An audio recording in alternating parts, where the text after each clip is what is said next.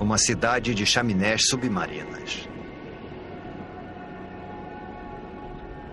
Não é fumaça, mas algum tipo de líquido em ebulição. A água do mar penetrou a terra pelas fissuras na crosta, tornando-se mais quente e coletando minerais e gases pelo caminho.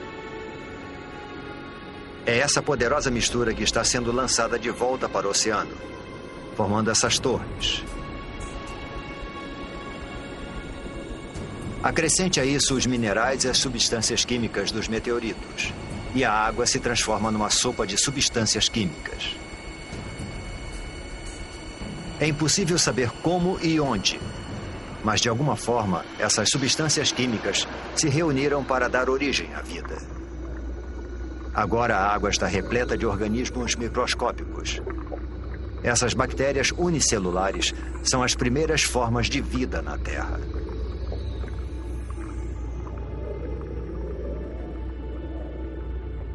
É um momento decisivo na formação do planeta. A vida microscópica está a caminho.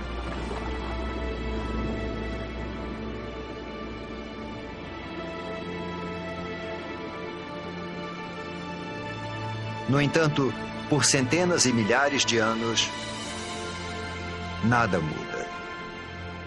Não há progresso algum. Nenhum avanço na evolução. Os únicos seres vivos eram as bactérias unicelulares. Para encontrarmos formas de vida mais complexas, precisamos avançar no tempo para 3,5 bilhões de anos atrás, em um oceano raso.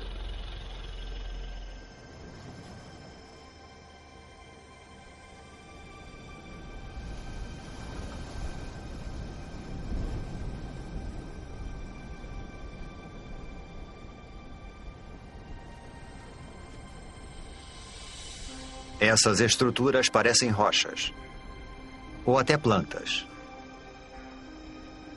Parece que estão brotando do fundo do mar.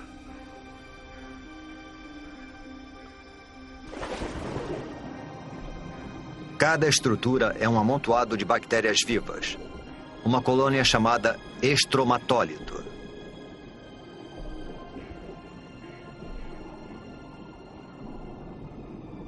Como se fosse mágica, essas bactérias convertem a luz do sol em alimento.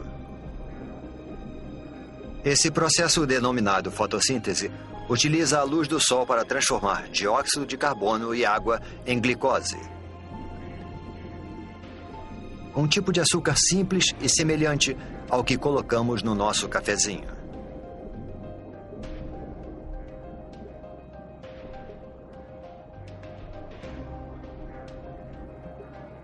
E essa transformação mágica libera um subproduto, um gás, chamado oxigênio. Submersos, os estromatólitos vão aos poucos suprindo os oceanos com oxigênio.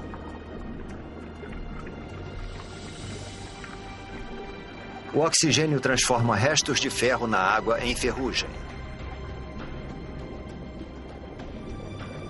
A ferrugem vai parar no fundo do oceano para formar depósitos de rochas ricas em ferro.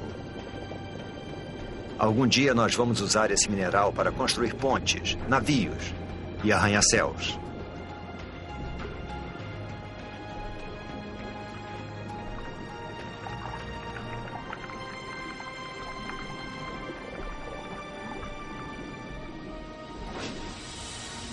Acima das ondas, o oxigênio modifica a atmosfera. Os estromatólitos estão produzindo o elemento mais importante para a vida na Terra. Sem eles, praticamente todas as coisas vivas não existiriam. Quando respiramos, fazemos isso graças a essas antigas colônias de bactérias. Nos próximos 2 bilhões de anos, o nível de oxigênio continua aumentando. E à medida que o planeta gira mais devagar, os dias se tornam mais longos. Agora, os dias duram pelo menos 16 horas. Estamos descobrindo que demora um tempão para se formar um planeta. 1,5 bilhão de anos atrás, 3 bilhões de anos após o nascimento do planeta. E ainda não existe nenhuma forma de vida complexa. Nenhuma planta, nem dinossauros e nem humanos. Mas a Terra tem algo que nenhum outro planeta tem. Uma força capaz de modificar qualquer coisa.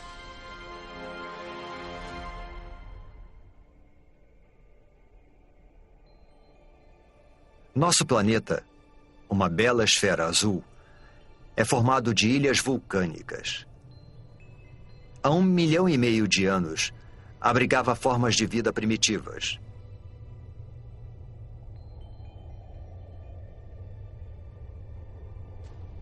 Durante milhões de anos, podemos ver que alguma coisa estava reorganizando as ilhas.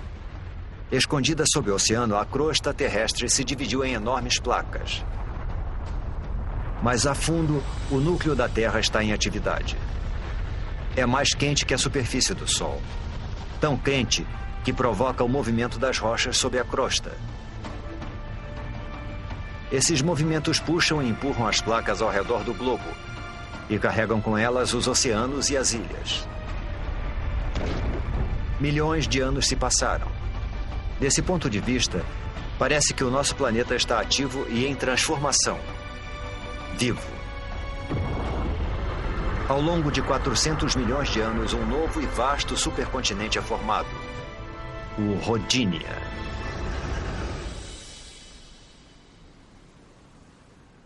Nas águas rasas que banham o Rodinia, os estromatólitos fazem sua mágica há mais de 2 bilhões de anos, lançando oxigênio na atmosfera.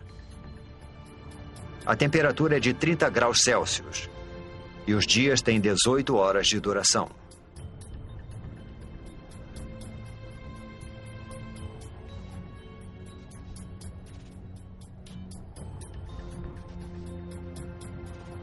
Mas isso se parece mais com Marte do que com a Terra. Para encontrar vida aqui, precisamos avançar no tempo.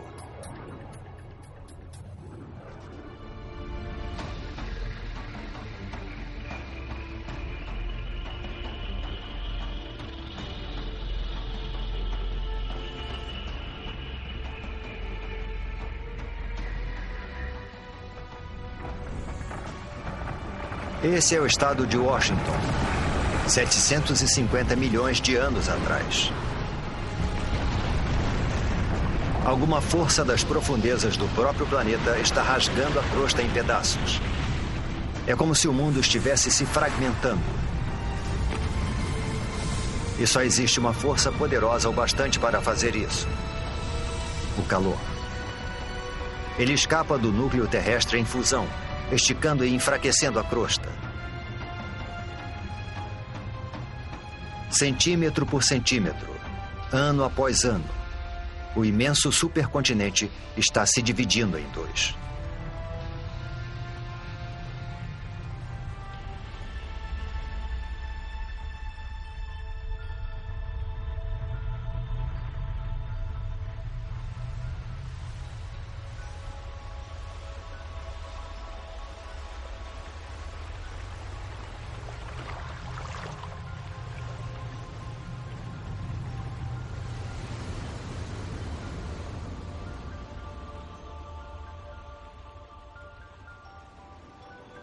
A intensa atividade geológica deu origem a um conjunto de vulcões.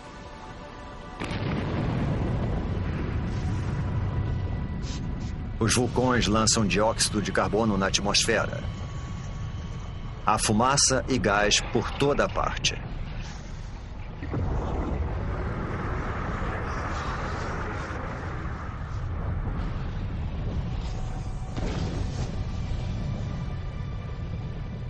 O dióxido de carbono se mistura à água, formando a chuva ácida. As rochas absorvem a chuva ácida, inclusive o dióxido de carbono presente nela. E existem muitas rochas na Terra agora que foram expostas após a fragmentação do continente. Foram tantas que grandes quantidades de dióxido de carbono são absorvidas fora da atmosfera e ficam retidas nessas rochas terrestres.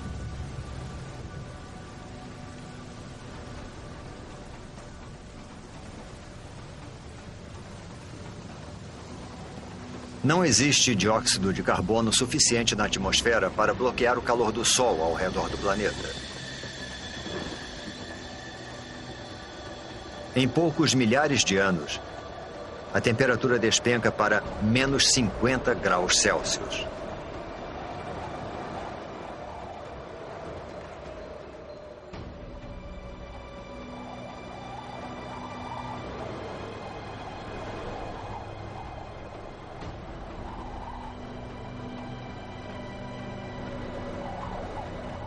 Esse deserto congelado é o sul da Austrália, 650 milhões de anos atrás. É o começo de algo que alguns cientistas chamam de Terra Bola de Neve. Um período que eles acreditam ser a era glacial mais longa e fria a atingir o planeta. Um extenso paredão de gelo com milhares de metros de altura. É impossível conter o gelo. Quanto mais gelo, mais luz solar ele reflete para fora do planeta. Consequentemente, o gelo se espalha mais rápido. Além disso, existe uma segunda camada de gelo tão alta quanto essa. As duas camadas se afastaram dos polos uma em direção à outra, para se encontrarem no Equador.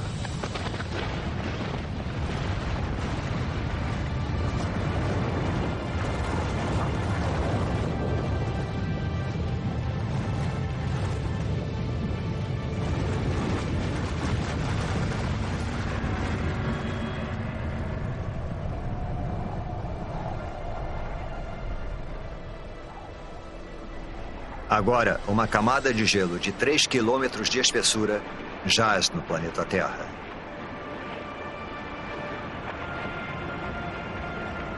Primeiro, o planeta era uma bola de fogo em fusão. Agora é uma bola de gelo.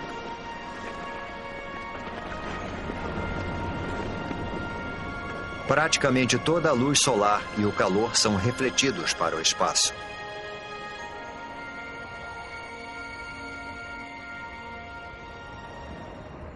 Mas isso não pode durar para sempre. Alguma coisa precisa libertar a Terra dessa prisão glacial. E quando isso acontecer, ninguém sabe se existirá vida sob o gelo. A superfície está congelada, mas o núcleo ainda está mais quente que a superfície do Sol.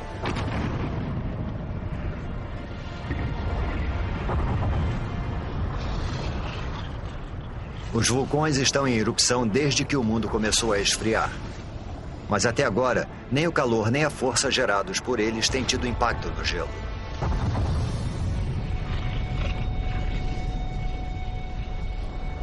Os vulcões lançam bilhões de toneladas de dióxido de carbono. Antes da era glacial, as rochas na Terra absorviam a maior parte do gás carbônico. Mas agora, com as rochas asfixiadas pelo gelo, não existe nada que absorva esse gás. Dessa forma, ele invade a atmosfera.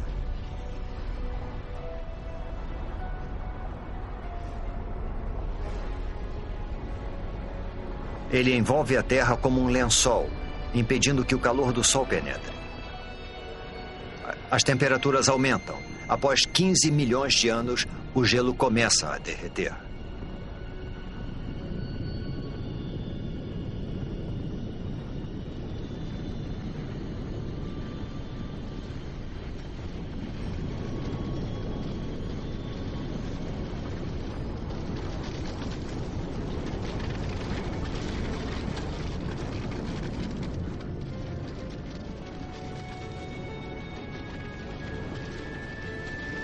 Acredita-se que durante a Terra Bola de Neve, o gelo empurrou a crosta para baixo. Agora, conforme ele vai derretendo, a crosta volta a subir. Isso provoca fissuras